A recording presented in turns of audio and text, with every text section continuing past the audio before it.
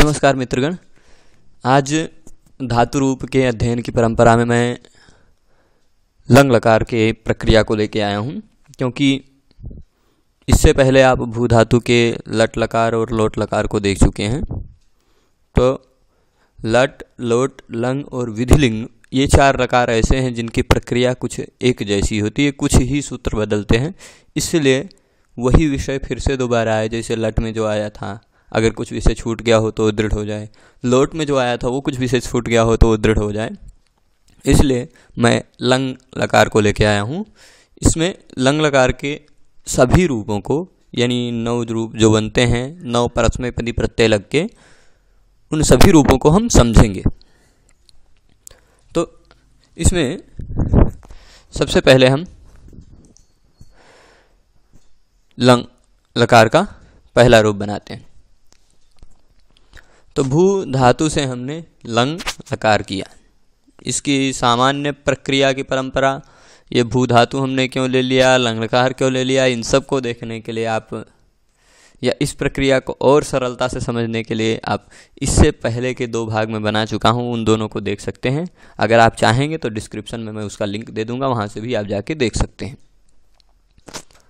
तो भू धातु है और उस धातु से लंग लकार लगा। सूत्र है अनद्यतने लंग। इसका अर्थ होता है कि भूतकाल में अनद्यतन अर्थ में लंग लकार होता है।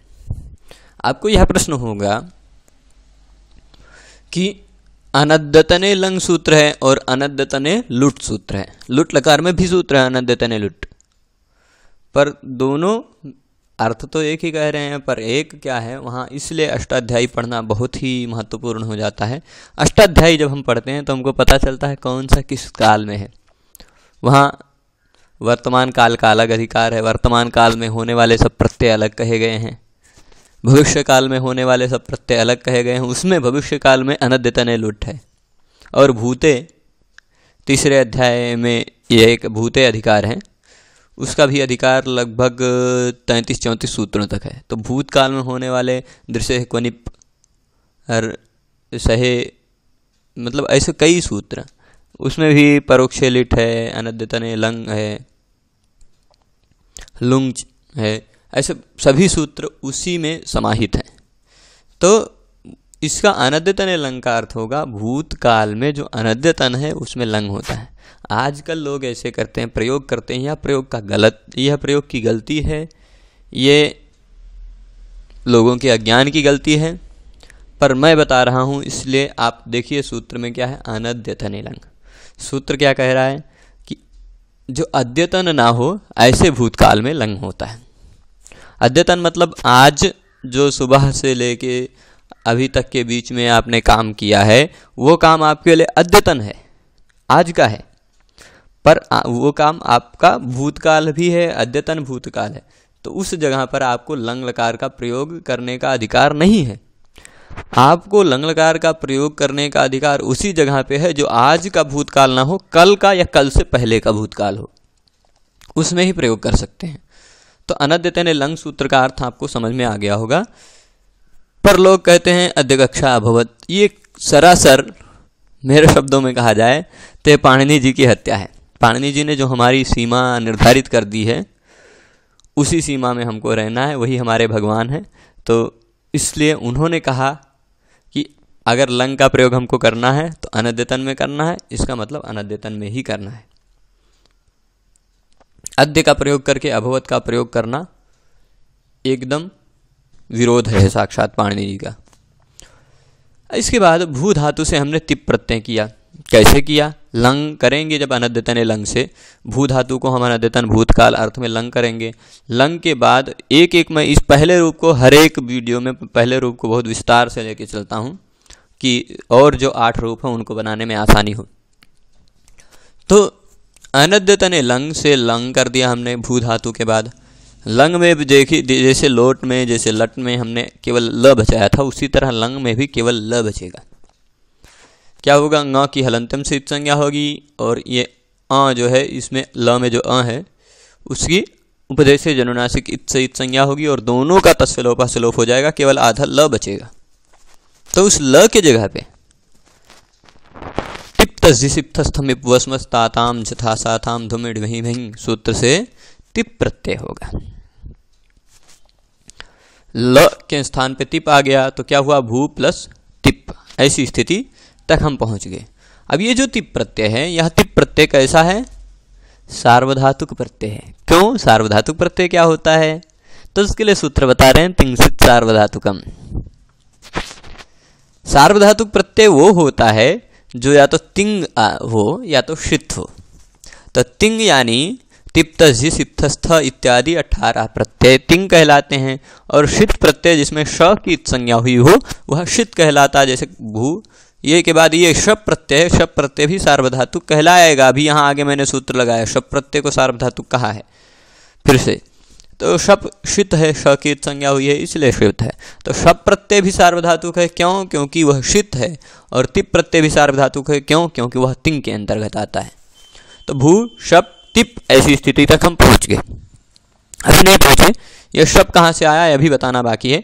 क्योंकि अगर धातु के तुरंत बाद कोई सार्वधातुक प्रत्यय हो, यहाँ देखिए, यहाँ की स्थिति देखिए, पहले धातु के तुरंत बाद कोई सार्वधातुक प्रत्यय हो तो हाँ ये सार्वधातुक प्रत्यय है और धातु के तुरंत बाद है। और धातु का दूसरा शर्त है, और धातु कर्तरी विधान किया गया हो, धातु कर्तृवाच्य में हो, तो उस धातु और प्रत्यय के मध्य में शप विकर्ण प्रत्यय होता है। शप विकर्ण प्रत्यय होगा, वो यहाँ आके बैठ गया। शप में से अब क्या होगा, किसी भी प्रत्यय में अगर पहला वर्ण ल हो अथवा श हो अथवा कवर्ग हो तो उसकी लशक्व तद्धिते से इत संज्ञा हो जाती है। किसी भी प्रत्यय में अगर पहला वर्ण ये हो, पर वो प्रत्यय किसी भी प्रत्यय नहीं, तद्धित से भिन्न प्रत्यय होना चाहिए। ये बिल्कुल तद्धित से भिन्न प्रत्यय है और इसका पहला वर्ण श है, तो इसका लशक्व तद्धिते से इत संज्ञा हो जाएगी और तस्य लोपा से श का लोप हो जाएगा। प का हलंत्यम से इत संज्ञा होकर तस्य लोपा से लोप हो जाएगा। बचेगा श के बाद रहने वाला अ, भू प्लस अ प्लस ती। अब ये जो ती है, तिप का ती बचा है, हलंत्यम से इस तिप के प की भी संज्ञा मैंने कर दी एक साथ ही। शप के प की और तिप के प की हलंत्यम से संज्ञा हुई, श की लशक्व तद्धिते से हुई और तस्य लोपा से लोप हो गया।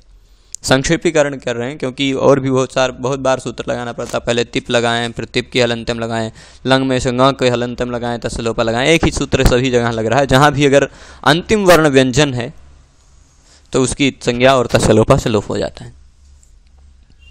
अब ये एक सूत्र है महत्वपूर्ण, लंग लकार में सभी जगहों पर लगेगा। ये लुंग लंग लृंग षडुदात्ता, केवल लंग लकार में ही नहीं, लुंग में भी, लंग में भी और लृंग में भी। लुंग लंग लृंग शु, इन तीनों लकारों में क्या होता है, अट उदात्त, उदात्त अट आगम होता है। किसको, लुंग लंग लृंग लकार बाद में हो, ये जी बिल्कुल ती है, ये लंग लकार का है ना, तो लंग लकार है, जिसके स्थान पे जो आता है वो वैसा ही माना जाता है। ये तिप क्या माना जाएगा, लंग माना जाएगा। ती के क्या माना जाएगा, सब लंग माना जाएगा क्योंकि लंग के स्थान पे आया है। तो लंग या लुंग या लृंग ये तीनों अगर हो तो क्या माना जाता है, क्या होता है, धातु को अट आगम होता है। धातु को अट आगम होगा, ये धातु है भू, इसको अट आगम करेंगे तो अट आगम इसके बाद में बैठे या इसके पहले बैठे, ये प्रश्न आता है। अट आगम होता है ना, वो उसको आदेश होता है। जैसे आदेश है लंग के स्थान पे तिप हुआ है, वो आदेश है, वो लंग को हटा के तब आके बैठेगा। पर जो आगम होता है वो मित्र की तरह होता है, जिसके स्थान पर होता है उसको भी बचा के रखता है और खुद भी बैठ जाता है, एडजस्ट हो जाता है, या तो आगे या तो पीछे या तो बीच में। 3 तरह का आगम होता है। तो कौन सा आगम आगे आता है, कौन सा आगम पीछे यानी बाद में आता है और कौन सा आगम बीच में आता है, इसके लिए अभी मैंने अष्टाध्यायी के उसमें पढ़ाते समय 3 वीडियो बनाए हैं। उसके लिए आप आद्यंतो टकितो, 2 वीडियो ही है, आद्यंतो टकितो और मिदचोन्त्यात् परः, ये 2 सूत्र का वीडियो देख सकते हैं। उसका भी वीडियो मैं डिस्क्रिप्शन में डाल दूंगा। तो अट यह टित है, टित आगम जो होता है वह आदि में बैठता है। अट यह टित है, टित होने के कारण यह आदि में बैठेगा। तो क्यों टित कैसे है, टकित संज्ञा हुई इसलिए। अगर कित होता, अक होता या फुक जुक ये सब जो आगम होता है वो बाद में बैठता है। क्यों, क्योंकि कित जो होता है वो बाद में बैठता है। और जो मित होता है जिसमें म की संज्ञा होती है, नुम ये सब जो आगम होते हैं नुम इत्यादि, वो धातु के कभी कभी बीच में बैठ जाते हैं, यानी अंतिम वर्ण से पहले बैठ जाते हैं, कभी कभी ऐसा होता है। मतलब अंतिम कोई भी धातु है उसमें अंतिम स्वर वर्ण जो है उसके तुरंत बाद बैठ जाएंगे। जैसे रुद्र धातु मान लीजिए उदाहरण, उसमें स्नम होता है, जो वह स्नम मित है, मित होने के कारण रुद्र धातु में जो अंतिम स्वर वर्ण है र का उ, उसके तुरंत बाद बैठता है, तो रु स्नम ध ऐसा हो जाता है, बीच में आ जाता है मित होने के कारण। तो अट अभी हम केवल टित के बारे में जानेंगे, जब वो प्रसंग से वो सब आएंगे तो उस समय वो भी देख लेंगे हम। अट क्या है? लुंग लंग लृंग लकार में धातु को अट होता है, तो धातु को अट आगम हुआ, धातु के अट या टित होने के कारण आदंत उटकितों वाले नियम से धातु के पहले बैठेगा। अब धातु के पहले अट आ गया, अट में भी देखिए हलंत्यम लगेगा और तस्लोपा लगेगा, तो केवल अ बचेगा, अ भू अ ती, यहाँ तक आप पहुँच जाएंगे। देखिए भवती आप बनाते थे तो भू अ ती पहुँचे थे, यहाँ केवल एक ही सूत्र एक्स्ट्रा लगा है, लंग लंग छूट जाता, और सभी प्रक्रिया भवती की तरह ही है। भू अति, भो अति, भव अति, भवती यहाँ बन गया ना, केवल अ यहाँ आगे जुड़ा है बस। और यहाँ देखिए 2-3 अंतर है भवती से, ये एक लंग के जगह पे आता था, भवती लट के स्थान पे आता है, इसलिए अट आगम हुआ, अ एक जुड़ा एक्स्ट्रा, और अभी एक अंतर ये अंतिम दिखाई पड़ेगा भवती से, इसमें 3 ही अंतर, एक तो लंग आकार, एक अट आगम और एक इतश्च, और सभी प्रक्रिया उसी तरह है। तो अ भू अति हो गया, हलंतम तस्लोपा से अट के टा का लोप हो गया। अब भू में जो ये अ है, ये अ कैसा है? शप वाला है, शप वाला अ है, इसलिए शित है, श की संज्ञा हुई थी, श की संज्ञा होने के कारण यह सार्वधातुक है, टिंक्षित सार्वधातुकम ने कहेगा कि यह सार्वधातुक है। और जो सार्वधातुक होता है, सार्वधातुक प्रत्यय या अर्धधातुक प्रत्यय के तुरंत पहले यदि ई उ रिल आता हो तो उसको गुण हो जाता है, तो भो हो गया, गुण हो गया तो ऊ को ओ हो गया, भो हो गया, अ भो अ ती। प्रक्रिया में अगर कहीं भी आपको एक भी स्टेप नहीं पच रहा हो तो उसको आप 10 सेकेंड 15 सेकेंड पीछे करके फिर से देख सकते हैं। मैं उसी तरह बता रहा हूँ कि आपको एक एक स्टेप पचता जाए, इसलिए थोड़ा समय लगा रहा हूँ। पहले रूप में समय लगेगा, उसके बाद और कहीं समय नहीं लगेगा, क्योंकि सभी समान प्रक्रियाएं हैं। तो अ भो अ ती, ऐसी स्थिति तक हम पहुंच गए। इसके बाद क्यों पहुंच गए? क्योंकि ये श्रित होने के कारण सार्वधातुक था, तिंशित सार्वधातुक हमने कहा, और सार्वधातुक अर्धधातुक के योग सूत्र से इसमें गुण हो गया। इसके बाद सूत्र क्या आता है?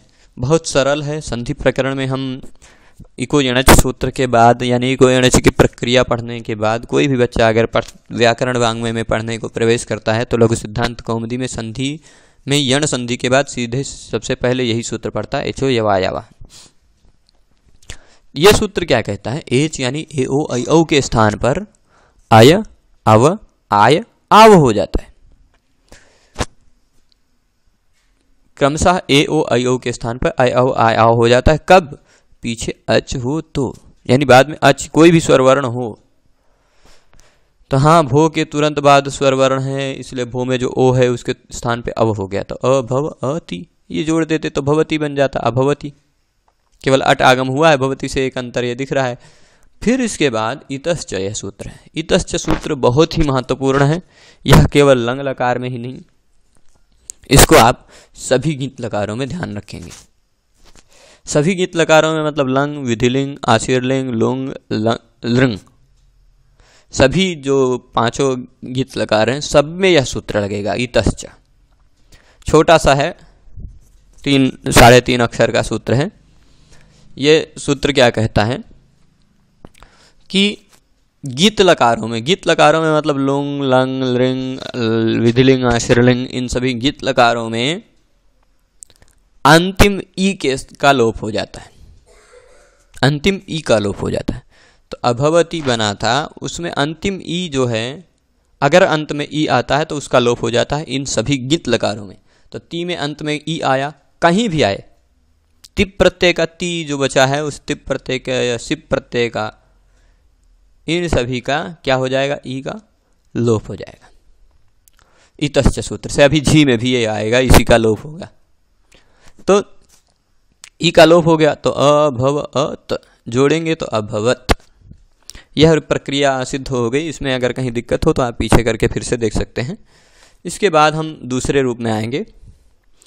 लोट लकार में मैंने एक सूत्र बताया था, वो सूत्र यहाँ लग रहा है, वो सूत्र भी हम देखेंगे। भू लंग हुआ, लंग में से फिर उसी तरह पहले की तरह ही लंग में ल केवल जब बचा तो भू प्लस ल की स्थिति में तिप्तस जिसिप्तस्थम उपवस्मस्ताताम से था साताम धुम विडवही महिंग सूत्र से तस प्रत्यय हुआ। अब लंग में से न की हलंतम से इत संज्ञा हुई है, तसलोपा से लोप हुआ है। अ की जो ये अ है उसकी उपदेश जन्मनासिक इत से संज्ञा हुई है और तसलोपा से लोप हुआ है। तो भू प्लस ल जब बचा था ल आधा तो उसके जगह पे तस हो गया, दूसरा प्रत्यय। तिप करके हमने देख लिया तो क्या बना अभवत। तस करेंगे तो क्या बनेगा वो अब हम देख रहे हैं। फिर झी करेंगे तो क्या बनेगा, सिप करेंगे तो क्या बनेगा, थस करेंगे तो क्या बनेगा, वो सब हम देखते जाते हैं। ऐसे जो लोग रूप रटाते हैं अभवत अभवताम अभवन अभव अभवतम अभवत, ये सब रूप वो कैसे बनते हैं, वो सब पाणिनि जी के सूत्र लग के तब बनते हैं। तो वो अपने मन मर्जी से नहीं, वो सब सिस्टमेटिक ढंग से सब बनते हैं। इसलिए कैसे बने हैं वो हम इसमें देख रहे हैं। तो भू प्लस तस हो गया। तिप के जब बाद तस प्रत्यय हमने लगाया द्विवचन वाला। तस ये भी तिंग प्रत्यय के अंतर्गत आता है। सभी 18 प्रत्यय तिंग के अंतर्गत आते हैं, इसलिए तिंगसित सार्वधातुकम कहेगा। ये सार्वधातुक हैं और सार्वधातुक हैं तो कर्तरी शब्द से शब्द भी आएगा। धातु के तुरंत बाद सार्वधातुक प्रत्यय हो और धातु का विधान कर्तरी हो तो धातु और प्रत्यय के बीच में शब्द प्रत्यय आ जाता है, शब्द विकरण। तो भू शब्द तस, ऐसी स्थिति तक पहुंच गए। शप में जो प है उसकी हलंत्यम से इत संज्ञा हो जाएगी। श जो श है उसकी लशक तद्धिते से इत संज्ञा हो जाएगी। क्यों? क्योंकि अगर अंतिम वर्ण स्वर व्यंजन वर्ण आता है तो उसका हलंत्यम से इत संज्ञा हो जाती है।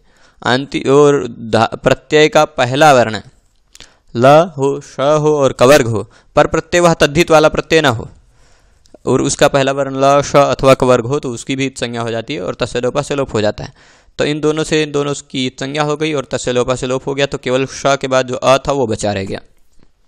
तस में से स की इत संज्ञा नहीं होगी क्योंकि सूत्र है न विभक्तौ तुस्माह। विभक्ति में आने वाले तवर्ग स म की इत संज्ञा नहीं होती। विभक्ति क्या है? सुप और तिंग, सुवजस इत्यादि 18 प्रत्यय, क्षमा करें सुवजस इत्यादि 21 प्रत्यय और तिप्तजी इत्यादि 18 प्रत्यय, ये सभी विभक्ति कहलाते हैं। यानी 39 प्रत्यय कुल विभक्ति कहे जाते हैं। उन विभक्ति अगर विभक्ति प्रत्यय में अंतिम वर्ण तु स म आता हो, तु यानी तवर्ग तथा दधना, स यानी ये वाला स और फिर म आता हो अगर विभक्ति के अंतिम वर्ण, तो उसकी हलंत्यम से इत संज्ञा नहीं होती। तो इसलिए तस के स की इत संज्ञा नहीं हुई, सबके प की हो गई क्योंकि ये विभक्ति नहीं और तू समान भी नहीं है इसलिए। अब इसके बाद तस का तस वैसे बचा है। अब ये लुंग लंग लंग छड़ुदाता सूत्र लगेगा ही, सभी रूपों में लगेगा। मैंने इससे पहले बताया था कि लुंग लकार हो या लंग लकार हो या लृंग हो तो उसमें धातु को अट आगम होता है और वो जो अट आगम होता है वह उदात्त होता है। उदात्त अनुदात स्वरित वाला विषय भी हमको नहीं पढ़ना है, वो स्वर का विषय है। स्वर उदात्त स्वर लगता है इसमें। वेदों में अगर ये अभूत का अभवत का अभवताम का प्रयोग किया गया होता तो अ के नीचे आ पर कोई चिन्ह नहीं लगाते, अब अ उदात्त है।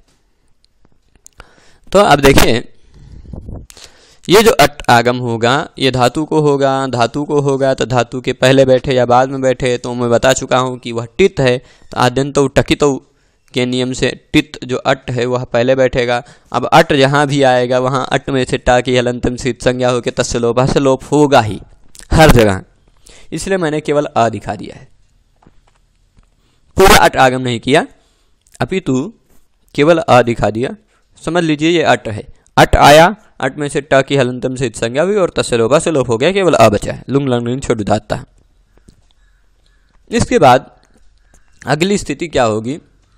तस के स्थान पे ताम हो जाएगा। यह सूत्र हम लोट लकार में भी पढ़े थे। भवतु भवतात के बाद हमने भवताम बनाया था, ताम लगाया था। यह ताम सब जगह तस की जगह पे आ गया जाएगा। कहाँ? लोट के आगे के सभी लकारों में, लोट, लंग, विधिलिंग, आशीर्लिंग, लुंग, लिंग, इन 6 लकारों में तस, थस, थ और मिप 4 प्रत्यय हैं। देखिए तस के जगह पे ताम, थस के जगह पे तम, थ के जगह पे त और मिप के जगह पे अम, ये ऐसा हो जाता है। तो ये चारों लकारों में ऐसा हो, चार लकार में ही नहीं सभी गीत लकारों में ऐसा नियम है, सभी गीत लकारों में ऐसा होता है। पर गीत लकार में लोट का भी, लोट तो टित है, फिर भी उसको गीत की तरह मान लिया जाता है। अब इसके बाद क्या हो गया, तस की जगह पे ताम हो गया। ताम भी विभक्ति ही है और विभक्ति में अंतिम में आने वाला म की संज्ञा नहीं होगी, न विभक्त तुस्माह, म की संज्ञा नहीं होती। अब ये जो अप्रत्यय है, ये शब का ही है और ये शब के स्थान शब का ही बचा हुआ है, तो ये शीत प्रत्यय, क्योंकि श की संज्ञा हुई है, श की संज्ञा होने के कारण ये जो अप्रत्यय है यह शीत है। तो तिंशित सार्वधातुकम कहेगा कि यह सार्वधातुक है। और सार्वधातुक या आर्ध धातुक प्रत्यय, सार्वधातुक जो नहीं है वो प्रत्यय आर्ध धातु कहलाता है। धातु के बाद लगने वाले प्रत्यय दो ही तरह के होते हैं, या तो सार्वधातुक या तो आर्ध धातुक। तो धातु के बाद अगर कोई भी प्रत्यय हो और उसका धातु का अंतिम वर्ण ई उरिल्री हो तो सार्वधातुक अर्ध धातु के सूत्र से उसको गुण हो जाता है। तो ऊ के स्थान पे गुण हुआ तो ओ हो जाएगा अ भो अ ताम। भो सभी जगह इसी तरह आ रहा है, भो फिर इसी जगह इसी तरह फिर से एचो या वायावाह भी लगे रहा है। क्यों? क्योंकि ओ है उसके तुरंत बाद स्वर वर्ण है, तो ओ के स्थान पे ओ हो गया अ भव अ ताम, जोड़ेंगे तो अभवताम, ये रूप बना। इसके बाद ये जो तीसरा रूप है इसमें थोड़ा सा एक नया नियम और जानना पड़ेगा और सब कुछ पहले की तरह है। देखिए भवंती हम बनाए थे ना, तो भव अंती भवंती की तरह ही पूरा बन रहा है, केवल अट आगम आगे जुड़ा है, अभवंती हो गया। लुंग लंग लंग छुड़ जाता है, ये सूत्र एक्स्ट्रा लगा क्योंकि यह लंग लकार है। तो अभवंती ऐसा उसी तरह बनेगा, और पर दो सूत्र और नया लगेगा। आगे क्या होगा वो हम क्रमशः शुरुआत से जानते हैं। भू धातु से अनद्यतन लंग सूत्र से अनद्यतन भूतकाल अर्थ में लंग लकार हो गया। ऐसा भूतकाल जो आज का ना हो, ऐसे भूतकाल अर्थ में हमने लंग लगा दिया। लंग में ग की संज्ञा हुई, हलंतिम से अ की संज्ञा हुई, उपदेशे जनुनासिक इत से और तस्य लोपा से दोनों का लोप हो गया। जब केवल ल बचा तो तिप तस जी सूत्र से हमने तिप और तस लगा के देख लिया। अब झी लगा के झी प्रत्यय लगाएंगे। प्रथम पुरुष बहुवचन अगर हम लगाना चाह रहे हैं तो झी प्रत्यय लगाएंगे, भू प्लस झी, ऐसी स्थिति पर पहुंच गए हम। अब इसके बाद ये जो झी प्रत्यय है या तिंग प्रत्यय के अंतर्गत आने के कारण तिंशित सार्वधातुकम से यह भी सार्वधातुक प्रत्यय है। और सार्वधातुक प्रत्यय धातु के तुरंत बाद हो और धातु का कर्तरी अर्थ में विधान हो तो धातु और प्रत्यय के तुरंत बीच में मध्य में कर्तरी शप सूत्र से शप विकरण प्रत्यय आ जाता है। शप आ गया तो भू शप झी ऐसी स्थिति हो गई। शप में से प हलंतिम से इत संज्ञा हो जाएगी, श की लशक्वत अद्वितीय से इत संज्ञा हो जाएगी और तस्य लोपा से दोनों का लोप हो जाएगा। तो श के तुरंत बाद जो आ था वो बचा रह गया, भू प्लस अह प्लस झी, ऐसी स्थिति तक हम पहुंच गए। अब लुंग लंग रिंग छोड़ दाता यह सूत्र लगेगा। यह सूत्र कहता है लुंग लकार हो या लंग लकार हो या लृंग लकार हो, इनमें अट आगम होता है और वह अट आगम उदात्त होता है। तो इस सूत्र से लंग लकार होने के कारण अट आगम हो गया। अट आगम यहाँ अट है, यह मैं अ ही केवल दिखा रहा हूँ। क्यों? क्योंकि इतना सामान्य ज्ञान होना ही चाहिए कि जहाँ भी अट आगम होता है अट में से ट की हलंतिम से संज्ञा होती है और तस्य लोपा से लोप हो जाता है। तो वही परिस्थिति है, समझ लीजिए कि अट आया, अट में से ट की हलंतिम से संज्ञा हुई, तस्य लोपा से लोप हुआ। मैं इतना सब कुछ एक ही स्लाइड में नहीं दिखा सकता, इसलिए कुछ कुछ प्रक्रियाओं को केवल बता देंगे ऐसा सोच के चलता हूँ। हर एक प्रक्रिया हर एक स्टेप नहीं लगाया है, कुछ कुछ स्टेप आपको खुद से जानना है। आगे के लकारों में और भी इससे भी सॉर्ट करेंगे, जल्दी से जल्दी पाठ पूरा हो इसलिए। तो अ भू अ झी ऐसी स्थिति तक पहुँचे। अब ये जो अ है यह शप प्रत्यय का है। शप प्रत्यय का होने के कारण अ सार्वधातुक माना जाएगा। तिंशित सार्वधातुकम सूत्र है और धातु के अंतिम वर्ण ई उ रिल्री हो और उसके तुरंत बाद यदि कोई सार्वधातुक प्रत्यय हो या अर्धधातुक भी पर कोई प्रत्यय हो तो उस उ के स्थान पे गुण हो जाता है, तो ओ हो गया अ भो अ झी, ऐसी स्थिति तक पहुँचे।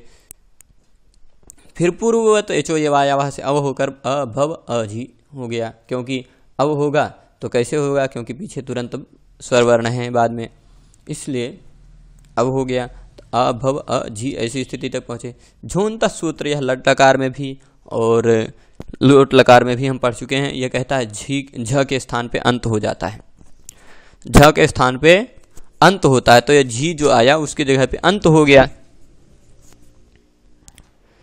झी की जगह पे क्या हुआ, अंत। और ये जो अंत हुआ, ये अंत में से क्या बचा, देखिए था मूलतः प्रत्यय क्या था, झी। झी में जो झ है आधा, ई को छोड़ दीजिए, झ के जगह पे अंत हो गया, तो अंत त आधा आया, ये ई इसमें जुड़ गया, अंति बन गया। झी के जगह पे क्या हुआ, अंति।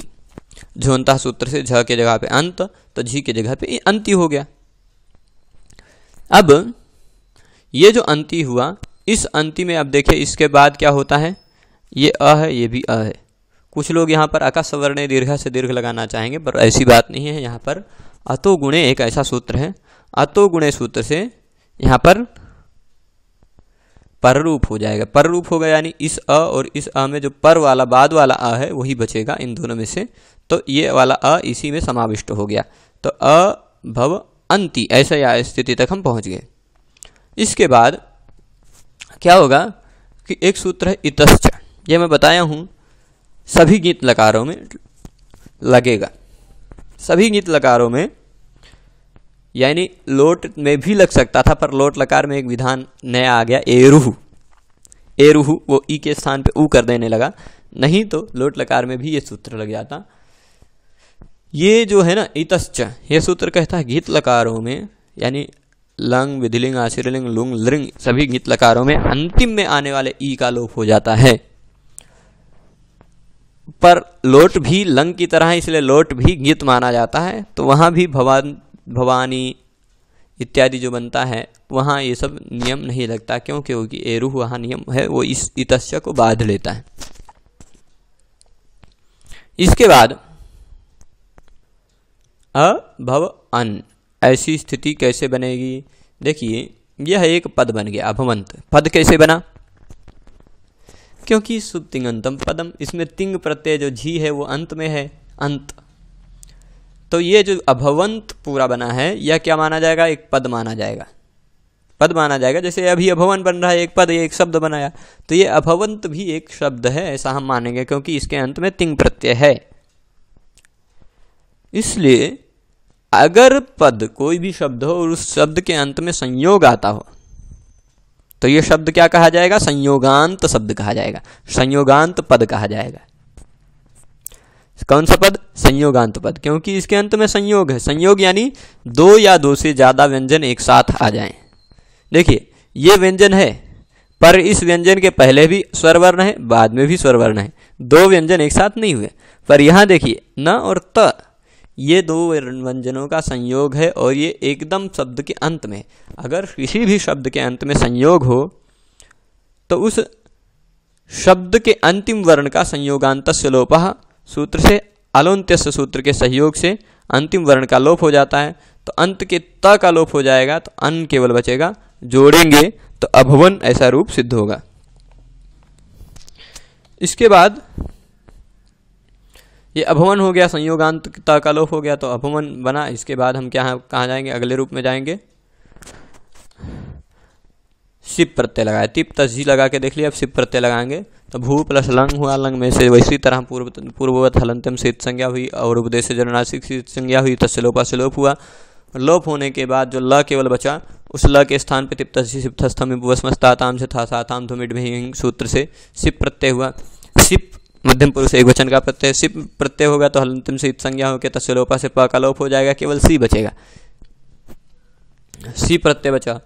अब इस सी, ये जो सी है, ये तिप तस्जी के अंतर्गत आने के कारण, तिंग के अंतर्गत आने के कारण सार्वधातुक है, तिंगसित सार्वधातुकम सूत्र से।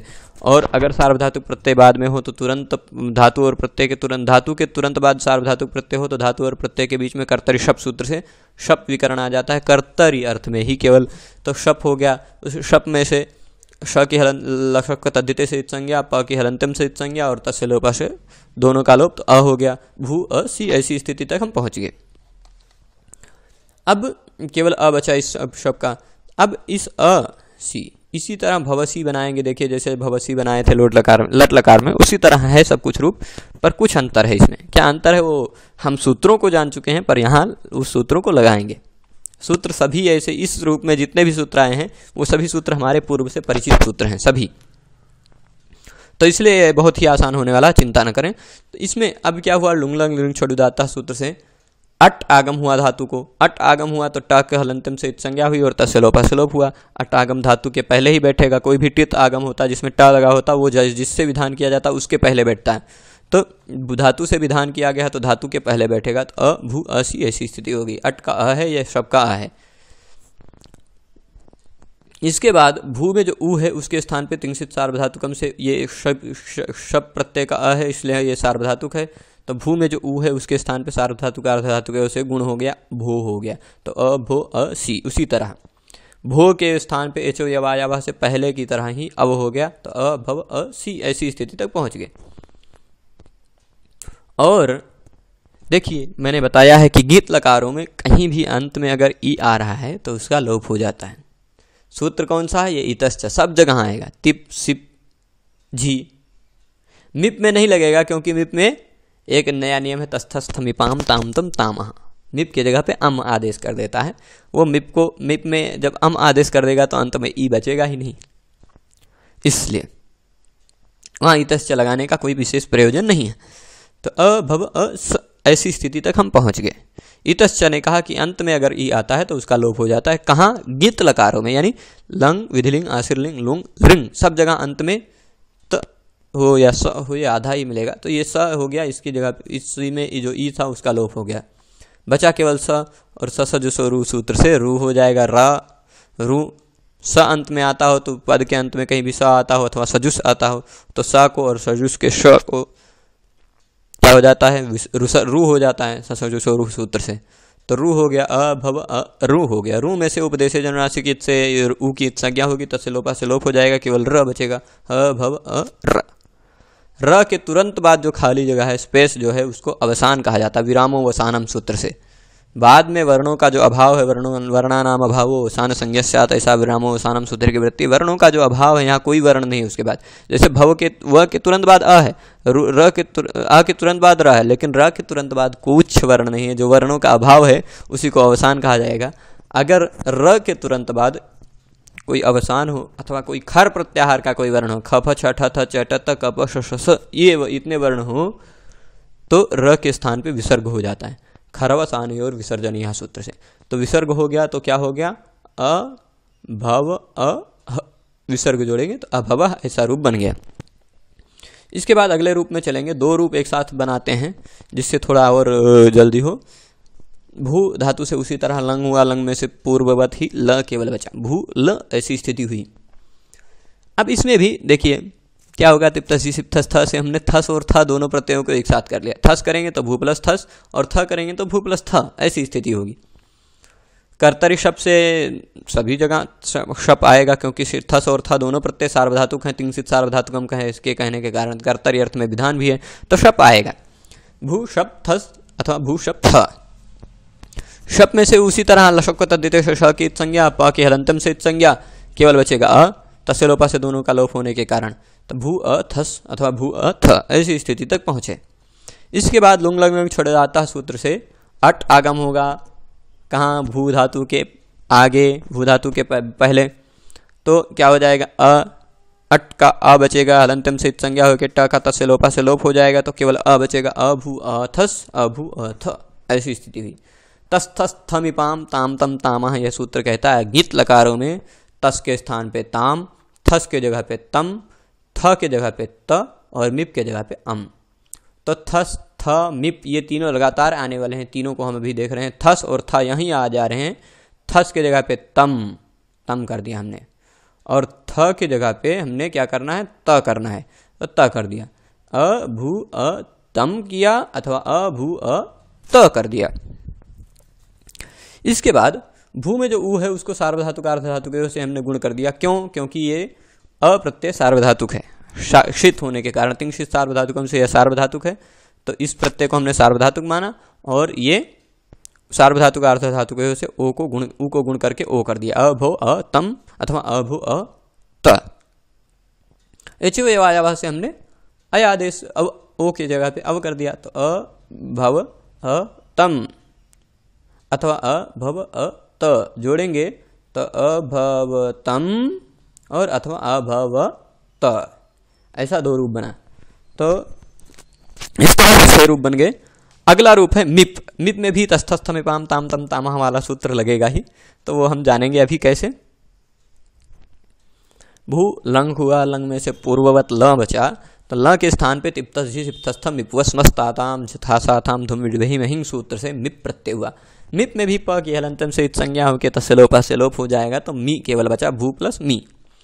हलंतिम सूत्र और तस्लोपा सूत्र बार बार आने के कारण मैं केवल सूत्र बोल रहा हूँ, उसका अर्थ मैं कई बार बोल चुका हूँ, एक बार फिर से बोल देता हूँ।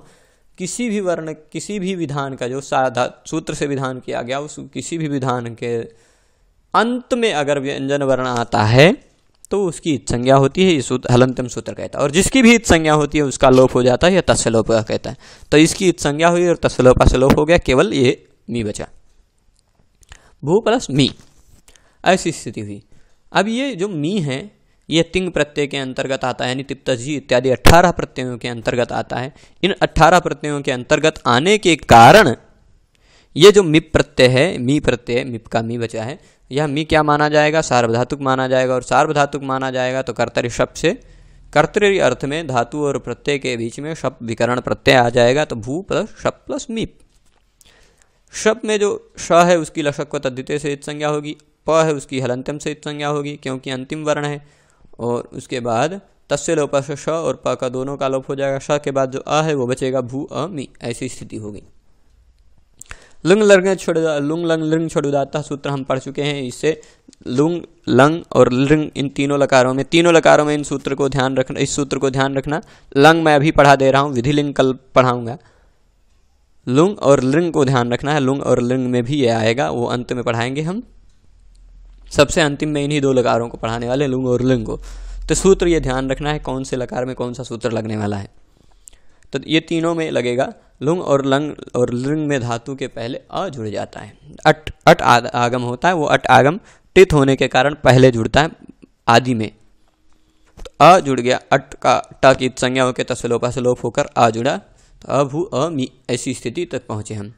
भू में जो देखिए ये है ऊ था, उस ऊ के तुरंत बाद अ प्रत्यय है, वो अ कैसा है, तिंसित सार्वधातुकम सूत्र से सार्वधातुक है, क्योंकि शित है, शित होने के कारण सार्वधातुक है, तो सार्वधातुक अर्धधातुक सूत्र से ऊ को गुण हो जाएगा। सार्वधातुक प्रत्यय के तुरंत पहले ई या अर्धधातुक, सार्वधातुक या अर्धधातुक प्रत्यय के तुरंत पहले ई ऊ री आता हो तो उसका गुण हो जाता है। तो अ भू को ऊ को के स्थान पे ओ हो गया, तो अ भू अ मी, ऐसी स्थिति तक पहुँच गए हम।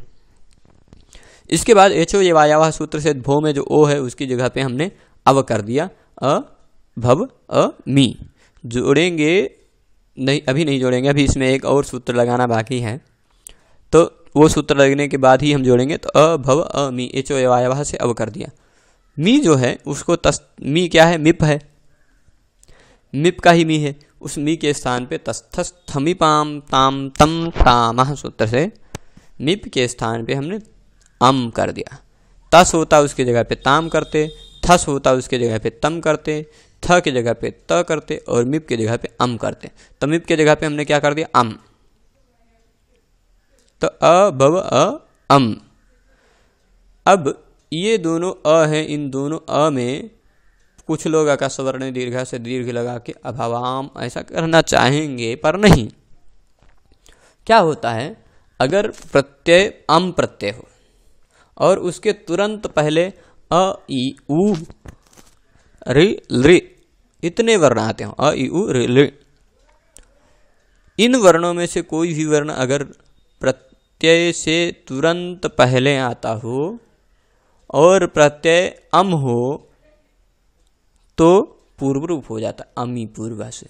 यानी अक के तुरंत बाद अम प्रत्यय आता हो, अक यानी अयु ऋ के तुरंत बाद अम प्रत्यय आता हो, तो अम प्रत्यय बाद में रहने के कारण पूर्व रूप हो जाता है। यानी अम प्रत्यय का जो अ है और अक जो है, उस अक में केवल अक बचेगा, अम प्रत्यय का अ उसी में समाविष्ट हो जाएगा। तो ये अ जो है ये इस पूर्व वाले अ में समाविष्ट हो गया, म केवल बचा, अ भव अ म। जोड़ेंगे तो अभवम बन गया। इसके बाद ये 2 रूप एक साथ बना देते हैं जिससे इस लकार की पूरी प्रक्रिया समाप्त हो जाए। तो भू धातु के स्थान पे लंग, भू धातु के तुरंत बाद हमने लंग प्रत्यय लगाया अनंतन लंग सूत्र से। लंग में से जब केवल ल बचा तो उसके स्थान पे तिप्त सिप्तस्थम वस मस सूत्र से वस प्रत्यय किया अथवा मस प्रत्यय किया, दोनों करेंगे तो क्या क्या स्थिति होगी। दोनों एक साथ हम चला लेते हैं क्योंकि एक जैसा ही है, केवल इसका व है इसका म है, इतना ही अंतर है दोनों में और कुछ अंतर नहीं है। दोनों तिंग प्रत्यय हैं तो तिंग से सार्वधातुकम से दोनों सार्वधातुक माने जाएंगे और सार्वधातुक प्रत्यय धातु के तुरंत बाद हैं दोनों, तो इसलिए कर्तरी शब्द से शप आगम होगा। तो भू प्लस शप प्लस वस अथवा भू प्लस शप प्लस मस, ऐसी स्थिति होगी। शप में से अलंत्यम और लशक तद्धित से प और श की संज्ञा होकर तस्लोपा से लोप होकर तो क्या हो जाएगा, शप में से केवल अ बचेगा। भू प्लस अ प्लस वस अथवा भू प्लस अ प्लस मस, ऐसी स्थिति पहुंच जाएगी। इसके बाद लुंग लंग लुंग छोड़ दाता सूत्र से अट आगम होगा। अट में से देखिए केवल अ बचता है, ये मैंने यहाँ संकेतित कर दिया है। अट में से केवल अ बचेगा तो अ भू अ वस अथवा अ भू अ मस, ऐसी स्थिति हो जाएगी। अट में से जब केवल अ बचेगा तो अट आगम यहाँ धातु के तुरंत पहले हुआ, ये सब मैं कई बार बता चुका हूँ, इसलिए अब संक्षेप में चल रहा हूँ। अंतिम रूप है यह। तो 20 के बाद ये देखिए सभी जगह जो ये नियम लगता है, भू को भो होता है, सार्वधातुक अर्धधातुक के सूत्र से गुण हो जाता है, ये गुण यहाँ हो जाएगा। क्यों? क्योंकि ये अप्रत्यय तिंग से सार्वधातुकम से सार्वधातुक है, क्योंकि शप के स्थान शप का जो अ बचा है षित होने के कारण अभो अवस हुआ अथवा अभो अमस हुआ। इसके बाद भो में जो ओ है उसके तुरंत बाद स्वरवर्ण है, इसलिए चो ये वायावाह सूत्र से क्या हो गया, अब आदेश हो गया। ओ के स्थान पे अब आ गया तो अ भव अ वस अथवा अ भव अ मस, ऐसी स्थिति तक पहुंच गए हम। इसके बाद वस और मस में जो स है इसमें एक नया सूत्र लग रहा है। ये नया सूत्र आपको ध्यान रखना सभी लकारों में आएगा।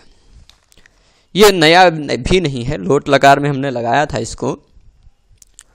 यह सूत्र कहता है गीत लकार में, गीत लकार यानी लंग, विधिलिंग, आशीर्लिंग, लुंग और लृंग, इन 5 लकारों में इसके साथ साथ एक लोट भी है, वह गीत माना जाता है। क्यों? क्योंकि लोटो लंगवत, ऐसा सूत्र कहता है। लोट लंग की तरह होता है, तो लंग की तरह होने के कारण वो भी गीत है। तो लोट लकार में भी कितने लकार हुए, लोट, लंग, विधिलिंग, आशीर्लिंग, लुंग, लुंग, इन 6 लकारों में जो उत्तम पुरुष का स है उसका लोप हो जाता है, नित्य लोप होता है, विकल्प से नहीं, नित्य ही लोप होता है उत्तम पुरुष के स का। तो ये देखिए मिप वस मस ये तीनों प्रत्यय उत्तम पुरुष के प्रत्यय कहे जाते हैं। उसमें आने वाले स का यानी वस और मस के स का नित्यम गीता सूत्र से लोप हो जाता है। किन लकारों में? गीत लकारों में। गीत लकारों में मतलब 6 लकार, एक लोट को भी लेके और सभी लंग लिंग इत्यादि सभी, इन सभी लकारों में वस और मस के स का लोप हो जाता है। तो व और म केवल बचा, अभव अ व अभव अ म, ऐसी स्थिति हुई। इसके बाद जो ये अ है इसको दीर्घ हो जाएगा, तो दीर्घ यहीं भवामी भवावह भवामा में ये सूत्र हम देख चुके हैं। ये सूत्र क्या कहता है, ह्रस्व अ हो, ह्रस्व अ के तुरंत बाद प्रत्यय का पहला जो ह्रस्व अ के तुरंत बाद कोई प्रत्यय हो और उस प्रत्यय का पहला वर्ण क्या हो, यही हो। ये उस प्रत्यय का पहला वर्ण क्या हो, यही। यही मतलब हय वरट के या से चालू करके झभय के यहाँ तक, यवरल यमगणन झभ, इतने वर्ण अगर प्रत्यय के पहले वर्ण के रूप में हो तो ह्रस्व अ की जगह पे दीर्घ अ हो जाता है। तो प्रत्यय का अक्षर पहला वर्ण देखिए वह है, ये में आता है, या व दूसरा ही वर्ण है। म भी यहीं में आता है, यवरल यम गणन, ये देखिए म अभी आता है यहीं में। तो प्रत्यय का पहला वर्ण यही हो तो ह्रस्व अ को दीर्घ हो जाता है। तो दीर्घ हो जाएगा तो क्या हो जाएगा, अ भव आ व, जोड़ेंगे तो अभवाव ये बना, और फिर अभव आ म, ऐसी स्थिति इसको जोड़ेंगे तो अभवाम, ऐसा रूप बनेगा। तो इस तरह से लंग लकार के 9 रूपों को हमने देख लिया। फिर से एक बार उसको हम संक्षेप में देख लेते हैं। तिप प्रत्यय लगा तो तिप में से प की हलंत्यम से इत संज्ञा, ई की इतश्च से इत संज्ञा, इस इत संज्ञा होके तस्य लोप है, ई का इतश्च से डायरेक्ट लोप, क्या हुआ, अभवत, त केवल बचा, जोड़ेंगे तो अट आगम हुआ है सब जगह, अट आगम हुआ यानी सब जगह स्टार्ट में दिख रहा है आपको, केवल भव भू का उस सार्वधातु का धातु के से गुण होके ओ आदेश, फिर एच अवयवा से अव आदेश हुआ, और अव में से फिर सब प्रत्यय का अ जुड़ा है, अ अट आगम का अ, भू धातु का भू उसको गुण होके अव, और शब का अ, और तिप प्रत्यय का त, ऐसे जुड़ा है तो अभवत बचा है। फिर तस हुआ, तस थस थम विपाम ताम तम तामह लग गया, तो तस की जगह पे ताम हुआ, थस की जगह पे तम हुआ, थ की जगह पे त हुआ, और मिप की जगह पे अम हुआ उस सूत्र से। तो ये इतना बना अभवताम, अभवतम, अभवत, अभवम, ये तस्थस्थम विपाम ताम तम तामह सूत्र के संयोग से। अभवन में क्या हुआ, झी के जगह पे अंति हो गया, अंति में इतस्य से ई का लोप हो गया, तो संयोगांत होने के कारण त का भी संयोगांत से लोप हो गया, तो अभवन बचा केवल। यहाँ सिप का भी प की हलंतम से इत संज्ञा, ई का इतस्य से डायरेक्ट लोप, प का तो तस्लोपा से लोप होगा, तो केवल स बचा, स के जगह पर रू से रू किया, रू का र बचा, उसको खरबसाने और विसर्जनीय से विसर्ग कर दिया, तो अभवः केवल बचा। अभवतम अभवता हो गया था। यहाँ वस प्रत्यय के और मस प्रत्यय के सा और का लोप हो गया नित्यम गीता से, केवल व और म बचा, अतो दीर्घ यहीं से ह्रस्व को दीर्घ हो गया, अभवाव और अभवाम ये रूप बना। तो इस तरह से ये पाठ समाप्त हुआ। इसमें निवेदन यह है कि आपको ये पाठ उपयोगी और सरल लगा हो। भले ही मैंने इसमें कुछ विस्तार किया है, कहीं कहीं संक्षेप भी किया है, तो जहाँ भी संक्षेप किया है वहाँ अगर किसी भी सूत्र में आपको संदेह है तो उस सूत्र को आप नोट डाउन कर लें या कमेंट में हमसे पूछ लें, उसका समाधान आपको मिल जाएगा। और अगर यह आपको पाठ उपयोगी लगा हो तो अधिक से अधिक मित्रों के पास इसको प्रसारित करें, जिससे सबका लाभ हो। सकता है आपके कोई सहपाठी हो जिनके पाठ्यक्रम में सिलेबस में हो, उनको कठिनाई आती हो, क्योंकि मैंने कई जगह ऐसा देखा है जहाँ सिलेबस में तो होता है पर क्लास में ज़्यादा से ज़्यादा 1-2 लड़के ऐसे होते हैं जो इसको समझ पाते हैं, सभी नहीं समझते हैं। क्यों नहीं समझते हैं? क्योंकि वो ऐसा मन में लगा के रखे हैं, अपने मन में ऐसा बोझ लगा के रखे हैं कि व्याकरण तो व्याकरण बहुत कठिन है। पर व्याकरण में ऐसा कुछ नहीं है। अगर सिस्टमेटिकली पढ़ें हम तो इसमें सब कुछ सरलता ही सरलता है। तो अगर आपको ये सरल लगा हो, आपको लगा हो कि इससे हमारे जो क्या कहते हैं सामान्य बुद्धि वाले मित्र हैं उनको भी लाभ हो जाएगा, वो भी समझ जाएंगे, ऐसा लगता है तो उनके पास भी प्रसार करें। और अगर किसी भी सूत्र के अर्थ में संदेह है तो कमेंट करके पूछ सकते हैं। अग्रिम लकार जो हैं उनके पाठों में और गुणवत्ता हो और इससे भी अच्छा पढ़ाया जा सके, इसके हेतु आप परामर्श भी कमेंट के द्वारा दे सकते हैं। पूरा वीडियो देखने के लिए धन्यवाद। नमस्कार।